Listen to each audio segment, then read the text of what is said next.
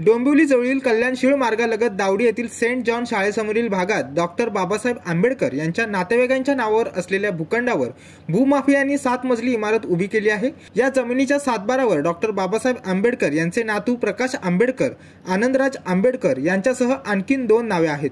दरम्यान आपल्या भूखंडावर अतिक्रमण होत असल्याचे लक्षात येताच आनंदराज आंबेडकर यांनी संबंधित भूमाफियाला जाब विचारला। याची माहिती रिपब्लिकन सेनेच्या पदाधिकाऱ्यांना देत या प्रकरणी मदत करण्याची मागणी केली होती।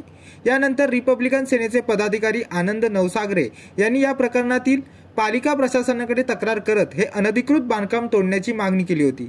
मागील 2.5 वर्षापासून नवसागरे यांनी या प्रकरणी पाठपुरावा केला होता। या दरम्यान एका विकासकाने अर्धवट काम सोडले होते। यानंतर दुसऱ्या विकासकाच्या मदतीने संबंधित भूमाफियाने अर्धवट राहिलेले इमारतीचे काम पूर्ण केले असून 8 मजली इमारत उभी करण्यात आली आहे।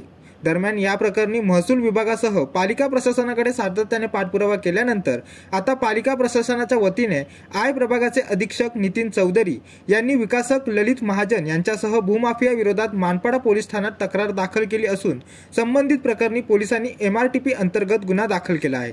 दरम्यान सहाय्यक आयुक्त भारत पवार यांनी या अनधिकृत इमारतीवर 20 मे रोजी तोडक कारवाई प्रस्तावित करण्यात आली असून यावेळी कायदा सुव्यवस्थेचा प्रश्न निर्माण होऊ नये यासाठी पोलीस बंदोबस्त मिळवण्याची मागणी पोलीस उपायुक्तांकडे केली आहे। महामानव डॉक्टर बाबासाहेब आंबेडकर यांच्या वारसदाराच्या नावावर असलेली जागेवरती तनिष्का रेसिडेन्सी नावाची बिल्डिंग बांधल्याबाबत आनंद नवसागरे यांचा तक्रार अर्ज होता।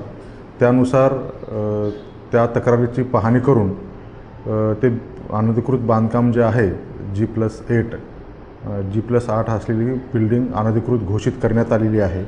त्यानंतर त्याच्यावरती MRTP च्या कलम 5253 आणि महाराष्ट्र महानगरपालिका अधिनियमच्या 397 अन्वये गुन्हाही दाखल करण्यात आलेला आहे आणि सद्यस्थितीमध्ये 20 मे रोजी त्या बिल्डिंगवरती तोडक कारवाई लावलेली आहे।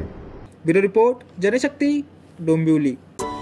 अरे तुम्ही अजून आमच्या चॅनलला सबस्क्राइब नाही केलं तर लगेच जनशक्ती चॅनलला सबस्क्राइब करा आणि बेल आयकॉनवर क्लिक करा आणि रहा अपडेट।